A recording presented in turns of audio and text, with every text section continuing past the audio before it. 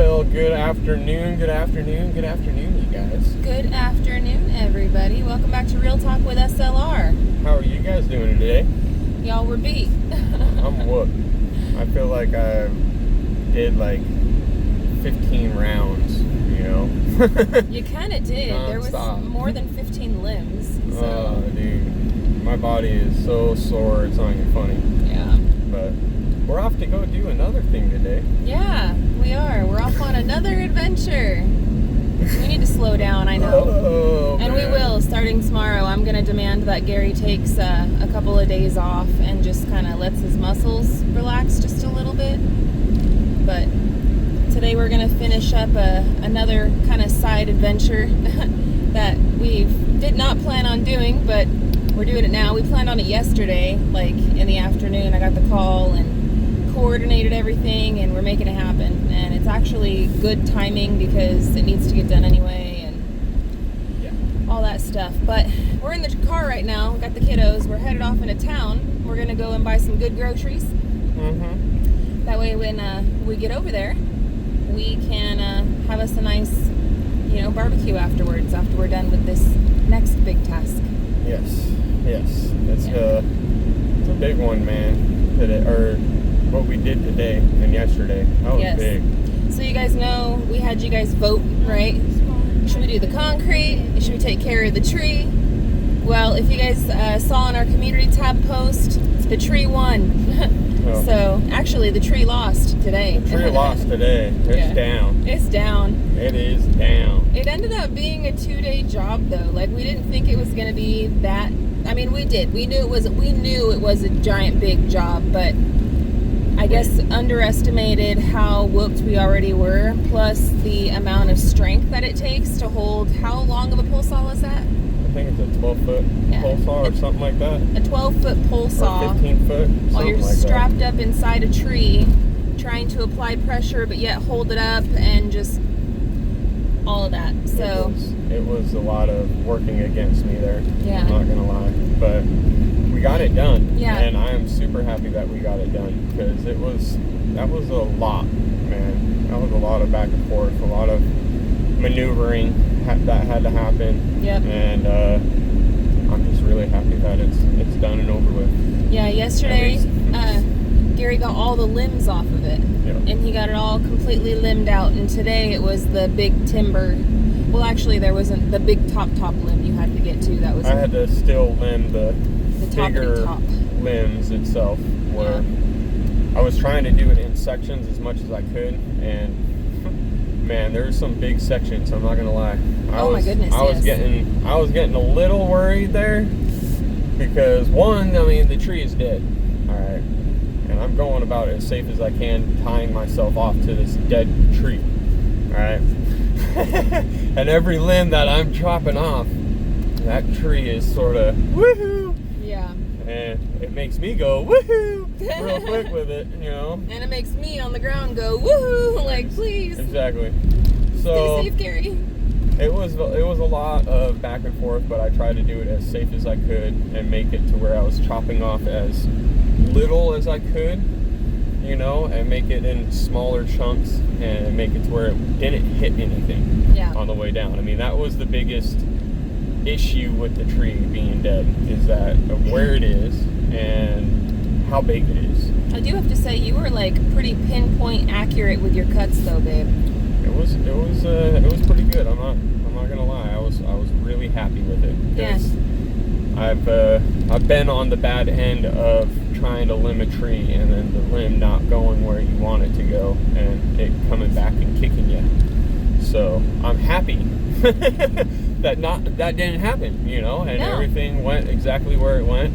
Yep. And it was as safe as possible, especially with the fact that I used the pole saw as much as possible. Yeah, you were up inside the tree with the chainsaw, though, and that honestly had my heart going pitter-patter because I was like, please, just, because that's just so dangerous, but it is the way that it gets done, That's the way that the professional tree guys do it, and you probably saved us at least $1,500 or so by doing it yourself instead of having a professional do it, Easily.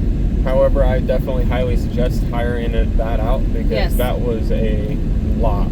Yeah.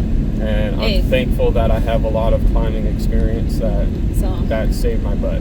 And just because we do stuff does not mean that y'all need to go do what we do. No. You know? No. We do our thing. Just because we're crazy, right, don't mean that you need to be that crazy. Yeah. I mean, I know all of the risks that are involved in what we are doing. And it's risky business, I'm not going to lie. It's doing any of that kind of stuff, right? I mean, even building is a risky business. It's definitely chopping trees are a lot more riskier, I feel like, because things happen out of your control. You can only see as much as you can. Oh, yeah. You can't see the inside of a tree to just be like, oh, I probably shouldn't be on this one. Yeah. Well, and even like the tree that Gary cut down was hollow in several parts of it. It was hollowed out in the middle. And actually, there's one shot that I got from, I was flying the drone around mostly because Gary didn't want me anywhere in the vicinity. So I ended up being the princess on the pillow.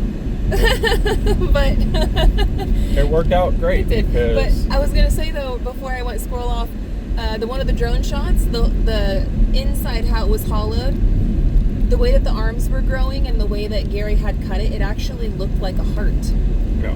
Like it was kind of cool looking, and yeah, look out for the hollow heart. Yeah. It's there were some times though, I'm not gonna lie, but I took my time. I was very cautious about it, and we took a lot of breaks. Yes. That's partly why it took 2 times, because being up in the tree for that long, I was definitely coming down with like restless leg syndrome.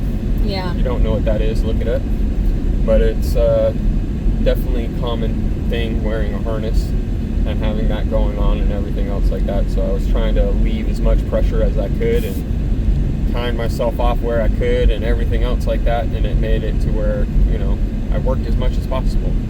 But oh, you did great, babe. I had to come off of it a couple of times and be like, yep, nope, I need a break, I need some water. No, get me something. I was so proud of you, baby. You did such a great job. And you know what, honestly, like I got such amazing shots. If I can't toot my own horn and brag on my babe for a minute, because Gary, you look like such a badass up there, like way up in the tree, like taller than our house with a chainsaw, brah brah. I was like, dang, yeah, that's my man. I was getting it. Babe, you were getting it. You were getting it. I'm so proud of you. You did a great job.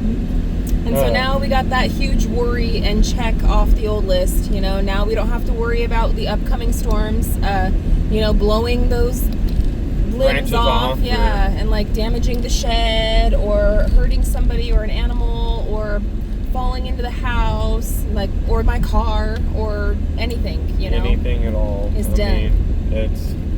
It was scaring me there, having those branches that were broken just sitting there, those widowmakers, right underneath the trampoline, and I'm like, man, one of these days, man, it's going to take is one big windstorm, and it's going to be that time that the kids are out on that trampoline. Yeah, they'll be jumping, doing a hamstring or whatever, sprain or whatever. What is it called? Front handspring. Okay. Front handspring. That, and they'll be doing that. Flips and back flips. Yeah, they'll be doing that, and then all of a sudden, here comes down the branch. It's been on our to-do list, but as are 1,000 other things, when you move out to the middle of nowhere with your family and start a whole new life from scratch, 100%. There's always a billion things to do. But it feels really good to check them off one by one. Little by little. Yeah, limb by limb. Limb by limb. It's getting done. Yeah, and this week has been super productive for us. We were out there shoveling and getting all that stuff done in the beginning of the week.